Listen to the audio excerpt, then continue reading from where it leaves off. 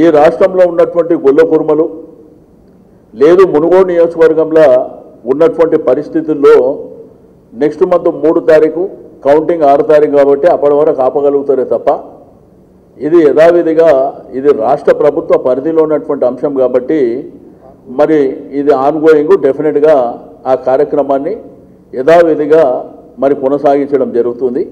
నేను రాష్ట్రంలో ఉన్నటువంటి గొల్ల కుర్మలు మునుగోడులో ఉన్నటువంటి వాళ్ళకు కూడా రిక్వెస్ట్ చేస్తున్నా, ఈ విధమైనటువంటి చిల్లర రాజకీయాలకు పాల్పడి మనకు వచ్చేటువంటి డబ్బులను ఆపేటువంటి ప్రయత్నం ఇది దుర్మార్గమైనటువంటి చర్య కాబట్టి మీరు ఆందోళన పడవలసినటువంటి అవసరం లేదు. ఈరోజు మన గవర్నమెంట్ కమిట్మెంట్ ఉంది, ఏదైతే చెప్తామో అది డెఫినెట్గా చేసేటువంటి ప్రభుత్వం మనది. గౌరవ ముఖ్యమంత్రి గారు స్వయంగా వారు తీసుకున్నటువంటి నిర్ణయం, దానికి సంబంధించి మనము ఆ డబ్బులన్నీ ఆల్రెడీ మన రాష్ట్రంలో ఉన్నటువంటి సెకండ్ ఫేజ్లో అందరికి ఇవ్వడానికి ఆల్రెడీ ఆ డబ్బులు పూల్ చేసి పెట్టడం జరిగింది. ఈ పైలట్ కింద మనం నల్గొండ యాదాద్రి తీసుకోవాలన్నప్పుడు మరి దీంట్లో ఉన్నటువంటి ఆ మునుగోడులో కూడా కొన్ని మండలాలు ఉన్నాయి, దాన్ని దృష్టిలో ఉంచుకొని మరి ఈ విధమైనటువంటి కంప్లైంట్ ఇవ్వడం, ఆ డబ్బులు రాకుండా ఆపడం అనేది దుర్మార్గమైనటువంటి చర్య. కాబట్టి ఈ చిల్లర రాజకీయాలు మరి అక్కడ ఉన్నటువంటి బీజేపీ పార్టీ వాళ్ళు కానీ మరి కాంగ్రెస్ పార్టీ వాళ్ళు కానీ మీరు బాధ్యతగా వివరించాలని చెప్పి నేను ఈ సందర్భంగా తెలియజేస్తున్నా. ఎందుకంటే ప్రజాస్వామ్యం లోపల చిల్లర రాజకీయాలు నడవవు. ఎందుకంటే ఈరోజు భారతదేశంలో ఎక్కడ లేని విధంగా వెల్ఫేర్ స్కీమ్లు మన దగ్గర ఉన్నాయి. ముఖ్యమంత్రి గారి ఆలోచన కులవృత్తులు, ఏదైతే గ్రామీణ ఆర్థిక వ్యవస్థ బలోపేతం కావాలంటే కులవృత్తులని అన్ని విధాలుగా మనం ప్రోత్సహించాలనేటువంటి ఉద్దేశంతో కార్యక్రమాలు తీసుకున్నాయి.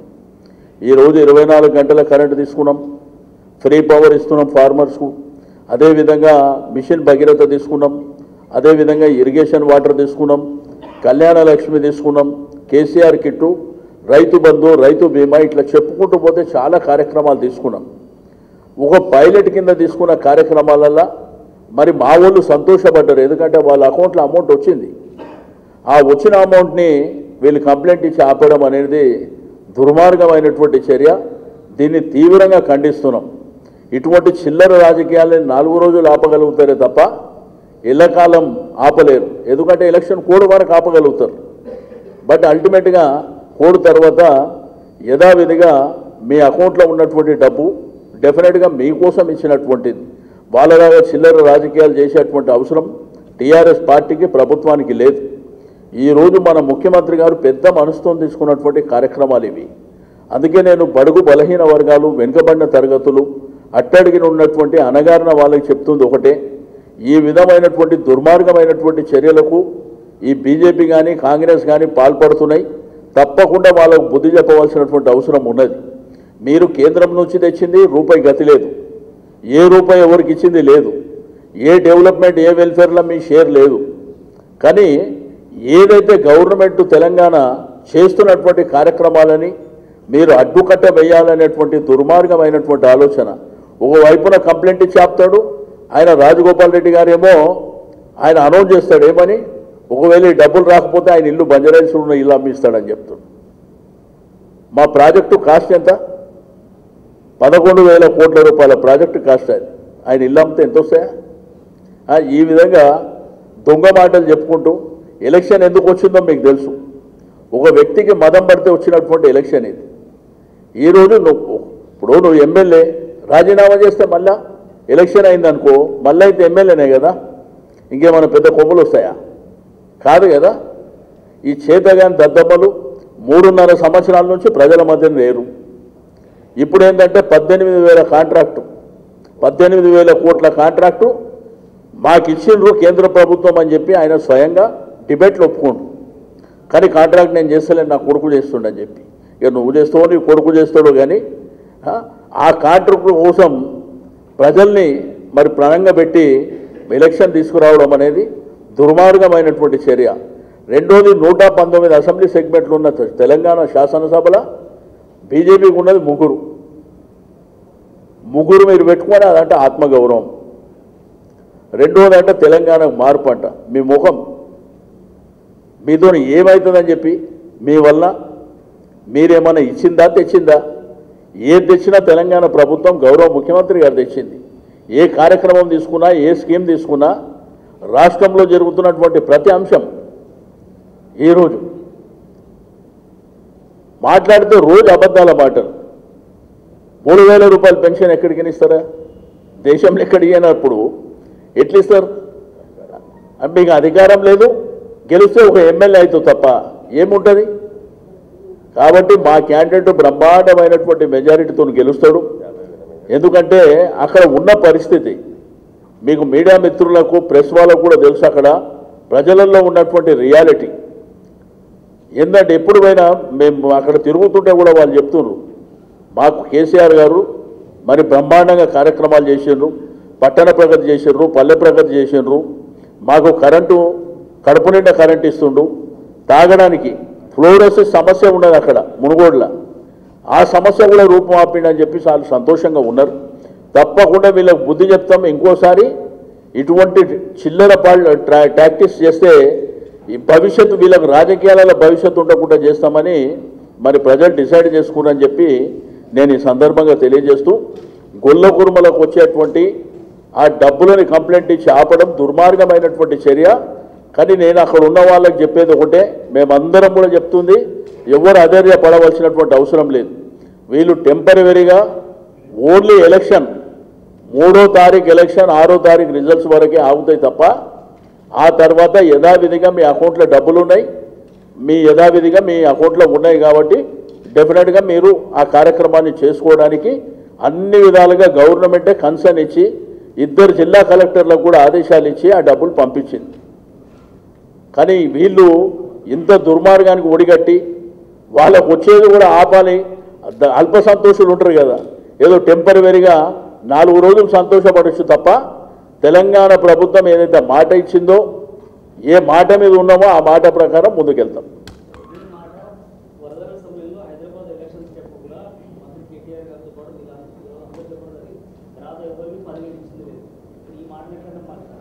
పోయి మరి అడుగు వాళ్ళని, కారు పోతే కారు ఇస్తా, మోటార్ సైకిల్ పోతే మోటార్ సైకిల్ ఇస్తా, ఏది పోతే అది ఇస్తా, అలా అడగండి. పోయి మేము 500 కోట్లు మేము ఇచ్చింది. అప్పుడు వరదలలో నష్టం జరిగిన వాళ్ళకి 500 కోట్లు మేము ఇచ్చింది.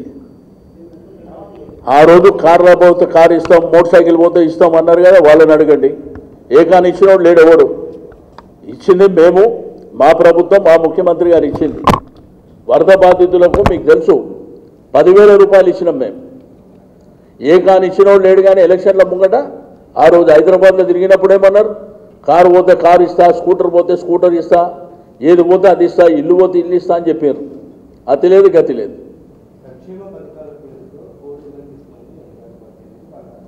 నేనేమంటా, సంక్షేమ పథకాలు ఇప్పుడు తెచ్చినాయా, కొత్తగా ఏమని తెచ్చారా? తెలంగాణ ప్రభుత్వం వచ్చిన తర్వాత కార్యక్రమాలు ఏది తీసుకున్నా మన రెవెన్యూ చూసుకున్న తర్వాత దశల వారీగా చాలా కార్యక్రమాలు తెచ్చినాం. అంటే కంఫర్టబుల్గా మన రెవెన్యూ ఉన్నప్పుడు కళ్యాణ లక్ష్మి, షాదీ ముబారక్ ఎన్నికల మేనిఫెస్టో కాదు, మనకు వెసులుబాటు వచ్చింది, అందరికి ఇవ్వాలనేటువంటి మంచి ఉద్దేశంతో ఇచ్చింది. అదేవిధంగా దళిత బంధు వచ్చింది. కొంత వెసులుబాటు ఉన్నప్పుడు ఏంటంటే అణగారిన వాళ్ళని ఆదుకోవాలనేటువంటి ఉద్దేశంతో అది తెచ్చింది. రైతు బంధు, రైతు బీమా అనేది కూడా ఎన్నికల మేనిఫెస్టో కాదు, సందర్భాన్ని బట్టి. గొర్రెల పథకం ఏదైతే, ఈ కార్యక్రమం ఏంటంటే ఎవరు అడిగింది కాదు, మేము కూడా గొల్ల కుర్మలకు రిప్రజెంట్ చేసే వాళ్ళం. మేము ఇక్కడ కూర్చున్నాం, మేము అడగలే, గ్రామాలలో ఉన్న వాళ్ళు కూడా అడగలే. ముఖ్యమంత్రి గారికి ఒక మంచి ఆలోచనతోని బ్రహ్మాండమైనటువంటి కార్యక్రమాన్ని మీకే ప్రెస్ కాన్ఫరెన్స్లో చెప్పిండు.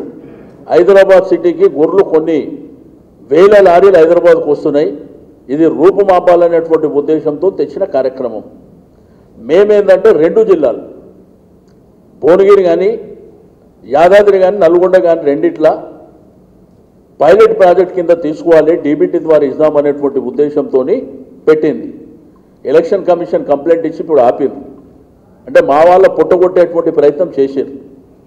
కానీ నేను మా వాళ్ళకి ఇచ్చే అష్యూరెన్స్, మీరు ధైర్యంగా ఉండండి, వీళ్ళు ఆపేది 6 తారీఖు వరకే ఆపగలుగుతారు తప్ప ఆ తర్వాత ఆపే శక్తి వీళ్ళకి లేదు.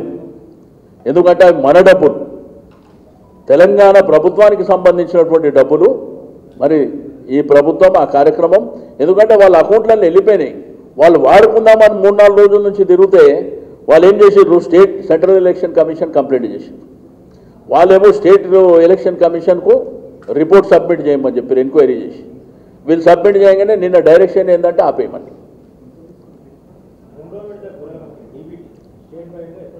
రెండో విడత గొర్రెల కంపెనీ ఇది రొటీన్ ప్రోగ్రామ్ అండి.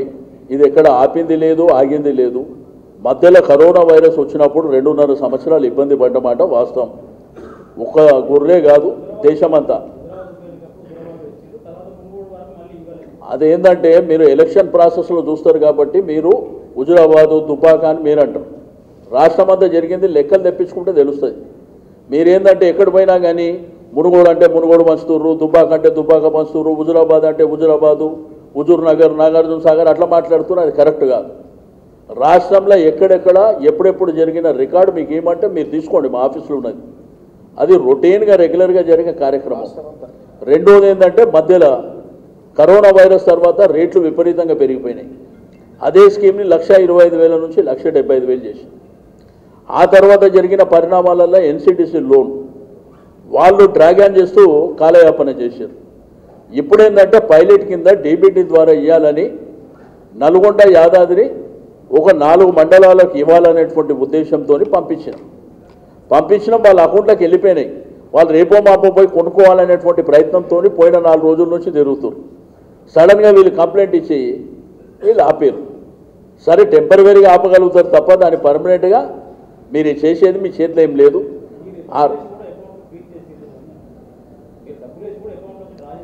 మేము డబ్బులు వేసినాము, ఫ్రీజ్ చేసి మేము యాజ్ పర్ ప్రొసీజర్ ప్రకారం పోవాలనేటువంటి ఉద్దేశంతో చేసినాం.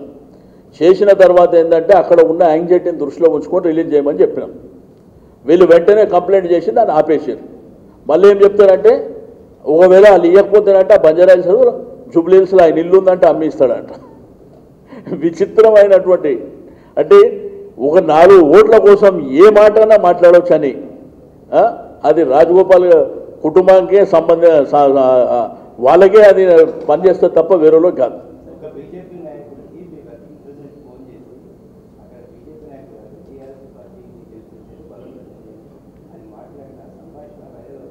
ఇప్పుడు నేనేమంటా, రోజుకు ఈ సోషల్ మీడియా ఇవన్నీ చూస్తున్నాం, రకరకాలుగా వైరల్ అవుతుంది. రకరకాలుగా వైరల్ అయినటువంటి ధర్మిల అవన్నీ పెద్ద పట్టించుకోవాల్సినటువంటి అవసరం లేదు. అరే ఇక నేను చెప్తున్నా కదా, రకరకాల చేస్తున్నారు కదా, నానా ప్రయత్నాలు చేస్తున్నారు రకరకాలుగా. సరే అల్టిమేట్గా ఏంటంటే ప్రజలు నిర్ణయిస్తారు. డెఫినెట్గా ప్రజలు అక్కడ ఎలక్షన్ జరుగుతుంది, వాళ్ళు నిర్ణయం చేస్తారు.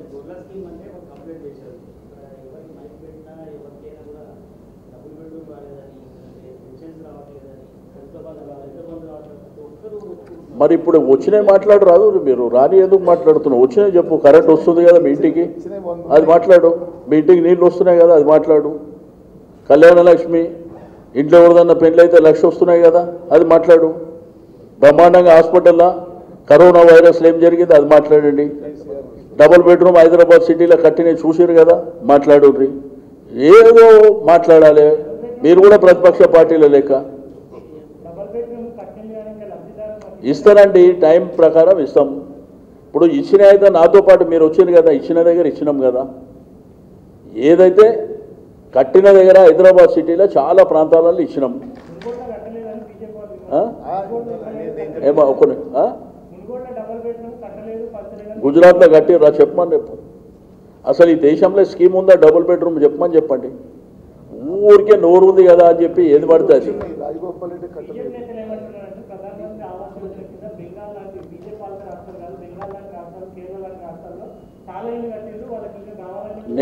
అందుకే నేనేమంటున్నా మనం మీడియా సోదరులను తీసుకొని గుజరాత్, బెంగాల్ అన్ని దగ్గర పోదాం. ఒకవేళ నేను చెప్తున్నా కదా, ఇక్కడ ఏదైతే మనం డబుల్ బెడ్రూమ్ కడుతున్నామో అటువంటిది ఏ ఒక్క ఇల్లైనా కడితే నేను రాజీనామా చేయడానికి సిద్ధం. పోదాం, మిమ్మల్ని తీసుకొని పోతా. ఎక్కడైనా పర్వాలేదు. ఇందులో ఆవాస్ యోజన కట్టినరా, లేకపోతే వాల్మీకి ఆవాస్ యోజన కట్టినరా, ఏదైనా పర్వాలేదు. అసలు దేశంలోనే స్కీమ్ లేదండి. డబుల్ బెడ్రూమ్ అనే స్కీమ్ ఈ దేశంలో లేదు. ఊరికే నోరు ఉంది కదా. నేనేమంటా అంటే ఊరికే పొద్దుస్తామానమా మేమేం చేసినాం కంటే సెంట్రల్లో 8 సంవత్సరాలు నీ ప్రభుత్వం ముందు ఏం చేసినావు చెప్పది. మనకు కనిపించాలి కదా మన కళ్ళకు. ఎక్కడన్నా హైదరాబాదో రాష్ట్రంలోనో ఒక్క స్కీమ్ తెచ్చినామని పూతులు లేస్తే మామూలు తిట్టుడు మా మీద వాడు కాదు. మీరేం చేసారు చెప్పండి. గది ఇస్తా అన్నారు, గిది ఇయ్యలే, గిది ఇస్తా అన్నారు, గది ఇయ్యలే. కళ్యాణ లక్ష్మి మన ఎన్నికల మేనిఫెస్టోనా? ఇస్తలేదా? దళిత బంధు మన ఎన్నికల మేనిఫెస్టోనా? వెసులుబాటును బట్టి ఇక్కడ ఉన్న సమాజాన్ని ఆదుకోవాలనేటువంటి ఉద్దేశంతో చేస్తున్న కార్యక్రమాలు.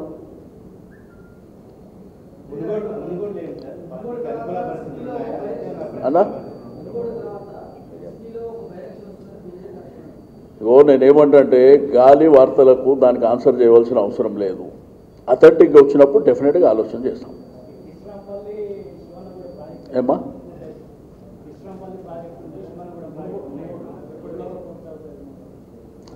అవన్నీ జరిగేటప్పుడు జరుగుతాయి. మీకు ఏంటంటే ఇదే ఎలక్షన్ సబ్జెక్టు కాబట్టి 3.5 సంవత్సరాలు ఆయన ఎమ్మెల్యేగా ఉన్నాడు. ఆయన ఏం చేసింది చెప్పాలి ఫస్ట్. మమ్మల్ని అడిగే ముందు అక్కడ ఏం జరిగింది. ఆయన ఏమంటాడంటే మునుగోడులో డెవలప్మెంట్ లేదంటాడు. మునుగోడులో నీళ్ళు తాగుతలేరా? మిషన్ భగీరథ నీళ్ళు వస్తలేవా? 24 గంటల కరెంట్ వస్తలేదా?